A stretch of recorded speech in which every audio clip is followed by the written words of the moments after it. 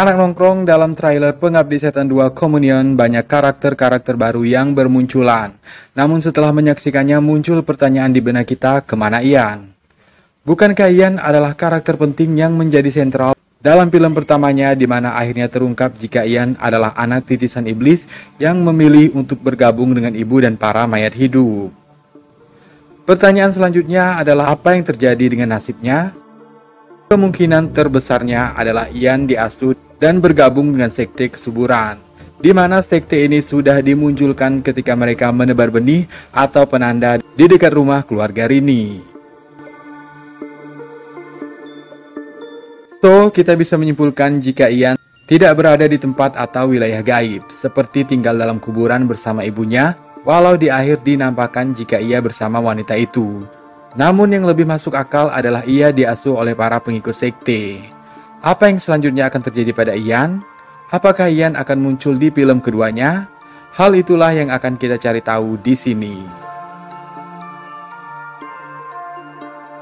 Apakah Ian akan muncul dalam Pengabdi Setan 2? Oke, untuk menjawab pertanyaan ini kita dapat melihat subjudulnya yaitu Communion.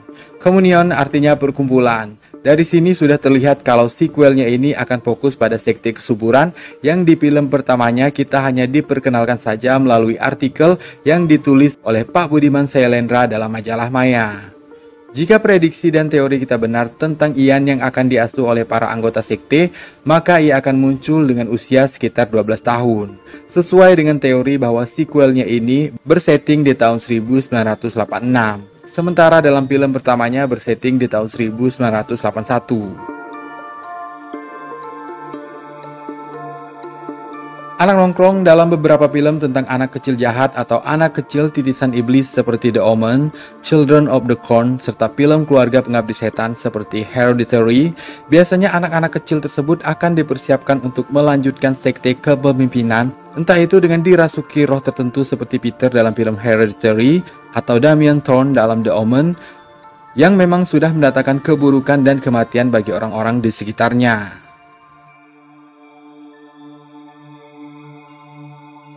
Mungkinkah kisah Ian akan serupa dengan film-film tersebut?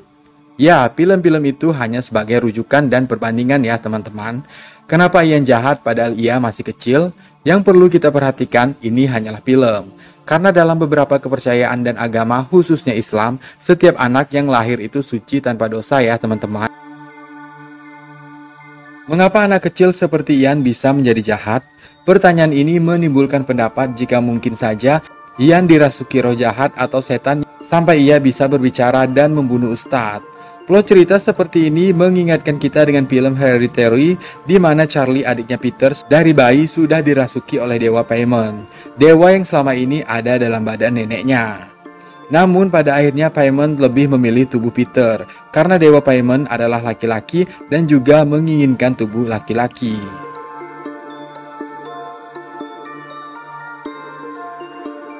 Namun teori ini bisa dipatahkan dengan artikel yang dibuat oleh Pak Budiman, bahwa anak terakhir dalam keluarga sebenarnya adalah anak titisan iblis, dan hal ini sama seperti Damien Thorn dalam film The Omen.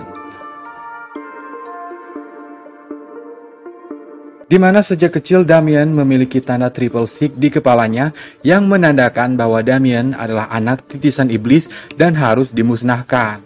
Meskipun awalnya ayah dan ibu palsu Damien yang merupakan kedubes Amerika Serikat untuk Inggris saat itu tak mempercayai jika anak mereka adalah titisan iblis layaknya Rini dan Tony karena mereka sangat mencintai adik bungsunya tersebut.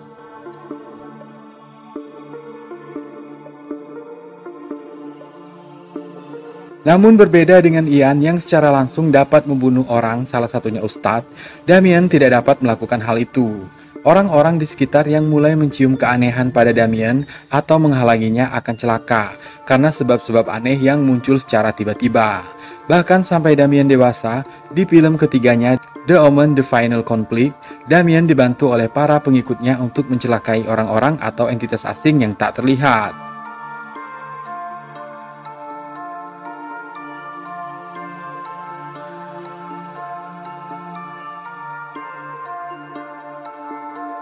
Anak nongkrong, salah satu karakter baru yang muncul dalam teaser dan trailer Pengabdi Setan adalah karakter gadis cilik yaitu Wina. Apa alasan penulis menambahkan karakter Wina dalam sequel kedua Pengabdi Setan? Apa hanya untuk meramaikan saja? Dalam konten breakdown trailer sebelumnya, kita sudah menyinggung tentang Rini yang mungkin punya saudara lain selain Tony, Bondi, dan Ian. Rini membuka kembali album lama keluarga mereka. Kemudian Bondi dan teman-temannya membongkar berkas yang salah satunya adalah kartu keluarga. Dari sini terasa jika yang mereka selidiki adalah riwayat hidup seseorang. Apakah Wina adalah salah satu saudari Rini? Mungkinkah Ian dan Wina adalah kembaran? Mengingat jika di sequel ini umur Ian adalah 12 tahun, maka Wina dalam teaser dan trailernya sepertinya memiliki usia yang sepantaran dengan Ian. Jika memang hal ini benar, maka tak heran jika ibu atau hantu dalam teasernya ini ingin menjemput Wina. Jika memang Wina adalah salah satu saudari Rini, mengapa mereka terpisah? Hal ini mungkin dilakukan oleh bapak dan ibu untuk mengelabui sekte agar Wina tak bisa diambil oleh mereka. Mengingat usia keduanya yang mungkin sama atau teori bahwa keduanya adalah saudara kembar, bisa jadi Wina adalah kekuatan baik yang dapat menghadapi Ian, bahkan mungkin menjadi satu-satunya orang yang bisa mengimbangi atau melawan Ian dan sekte kesuburan. Kisah atau plot semacam ini lumrah terjadi dalam sebuah film yang menghadirkan sosok jahat atau sebaliknya. Seperti The Omen 3, The Final Conflict, di mana Damien Thorn yang saat itu berusia 33 tahun mengekor riwayat sang ayah yang menjadi dubes Amerika Serikat untuk Inggris. Namun kekuasaannya yang mulai menanjak terancam karena diramal akan lahir seorang bayi yang akan memusnahkan dirinya.